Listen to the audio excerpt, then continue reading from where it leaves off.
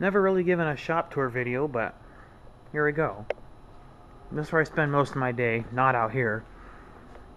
But this is that Nissan forklift I took pictures of. I had to redo it.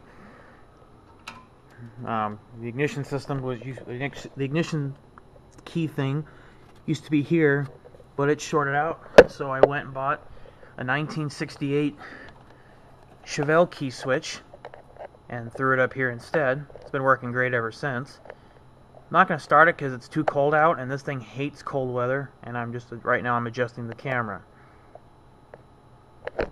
because the camera hates life in general. So everything is powered by the key. When the key shuts off, well, I shouldn't say that.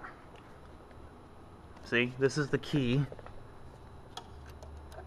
Pretty trippy, isn't it? But when the key shut off, so is everything else. I gotta send these machines back to them. We bought some new machines, and the part of the program was trade them 3 of our current machines. That's a new one, unfortunately. Just got problems. Oh yeah, I totally forgot about this. This was off of my truck. The rear bumper that I took off of it, I'm actually giving it away. Someone tried to steal it when it was first put on, and I noticed when the bumper was loose and they left their socket in it. See, socket's still in it, but it can come out. I really never bothered putting these bolts back in because the back of the truck's totally different. But this is the warehouse. This is the junk area. Our Ford van parks in here. I know, it must be sick. We own a Ford. Our old van was a Chevy Astra. We still got that one. I have to go start it because we got to move it tomorrow. But here's the warehouse. Now I'm off to where most of my stuff was made, in that room. Enter my fortress. Well, not mine anymore. Everybody threw their junk in here because we're rearranging. Most of the junk in here, but this is excusable. We're service technicians. We can do what we want in here.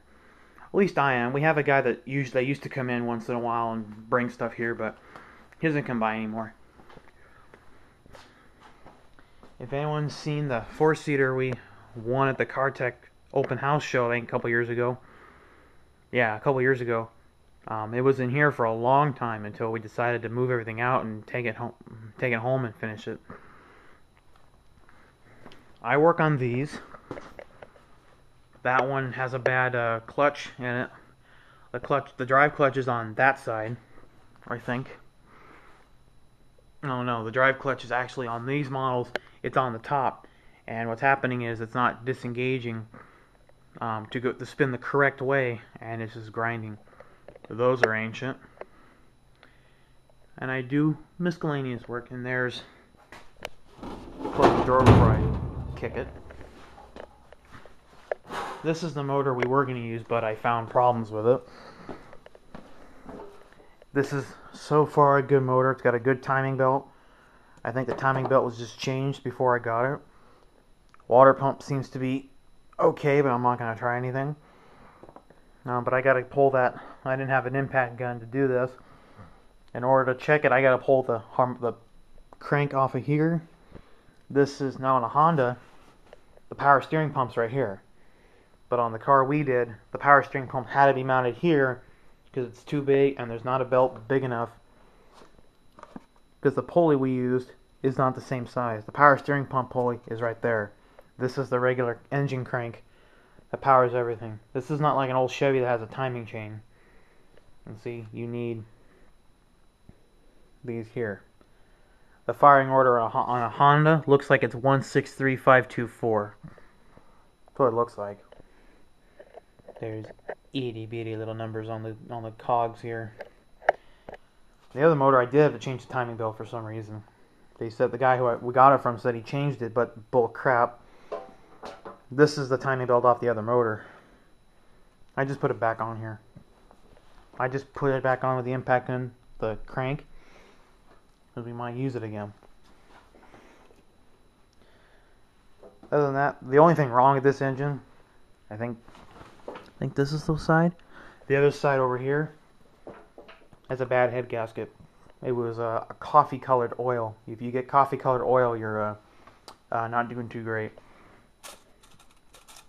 Yeah, I got to rebuild it. Cause I want to rebuild this motor because I want to try to start it and use it as a backup engine in our car if we ever have something go wrong.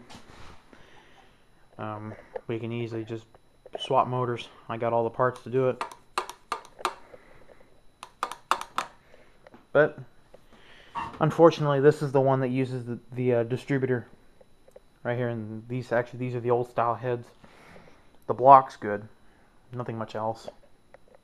Yeah, still gotta get that thing going. It's got a PCV hose problem. Every time you hook the PCV hose up the correct way, it chokes out and dies. The way to run this one is you leave it like that. First of all, you choke it all the way, start it, leave it at half choke and run it. If this is clogged, like it was, it's going to choke out and die because the gases in here, for some reason, have a problem because back in the old days, this tube never existed on pre-1967 cars. So, I don't know how they got it out, but if you clog this tube up with your finger, it would die. So, that's why it's sticking out like that, and there's no need to ventilate them or air or filter them. I don't think there was a need.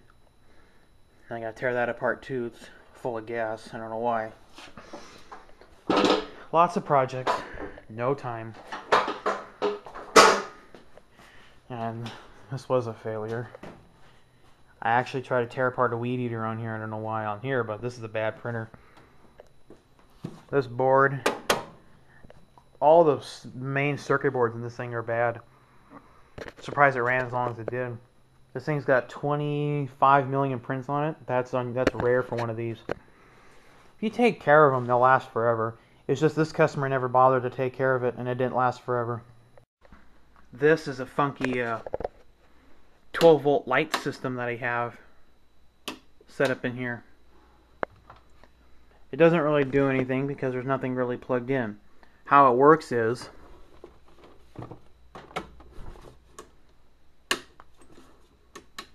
just a moment, let me plug everything in. Okay, it's all plugged in. I'll show you how it works in a moment. There you go. Now this is running off of a Radio Shack power supply going to the back of this. How this works is, this used to be a machine that, here's a better example.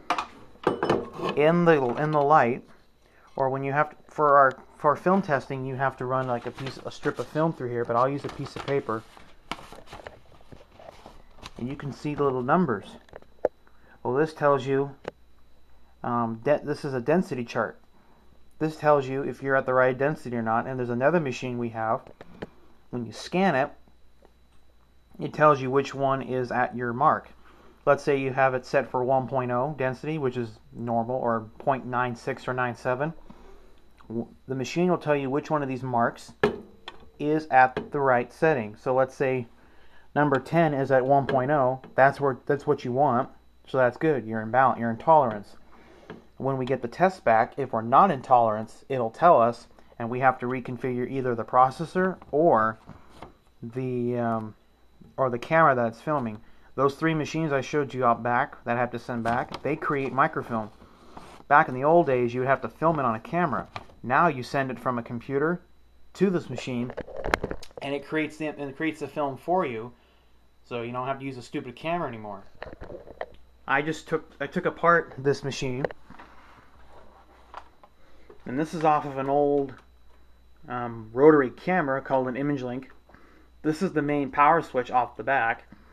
So when there's no power on the big cameras, they would have power switches back here for the main shut off. This would only shut off like the crucial running parts.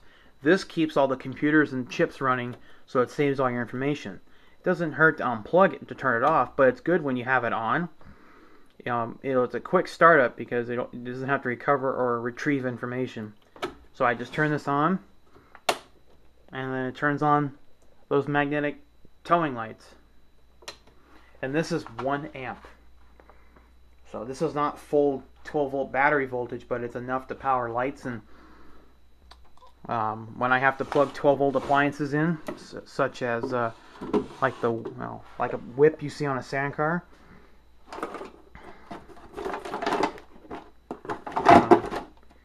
that's not what these are for. But these are test probes I made that attach to here, and I took the plugs off, but they attached here.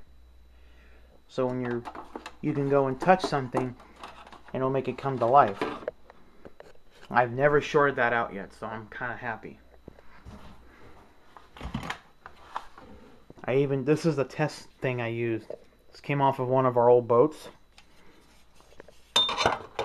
This is ground or positive, or either way, it's AC 12 volt, doesn't matter. And this is where the light goes in, so that's how that's set up. The reason why this isn't hooked to here, because if you had it hooked to here, the light would be on all the time. You don't want that. The ground doesn't matter. This used to go to like an on and off switch for the gauge lights in the old boat, and this would be running all the time when the battery's turned on. And this is just a hard drive cradle out of an old HP compact computer. And these are the screws. These are the no-no screws, I call them, because they're painted red, off of an ImageLink 70 that I took off and found some nuts and washers for, and mounted them on here. And a machine's in a drywall or a wood screw just to hold it and clamp it together. So when I did have it functioning, it would sit right there in plain view. Everyone could see it as they're not walking back here, because I'm at the farthest point. The Stoner's Dream, the chemical box. Every chemical you can think of is in here, from resin to see. I had to re-glass the back of the boat, so I had this stuff here. Not much else. No paint in here anymore. There used to be.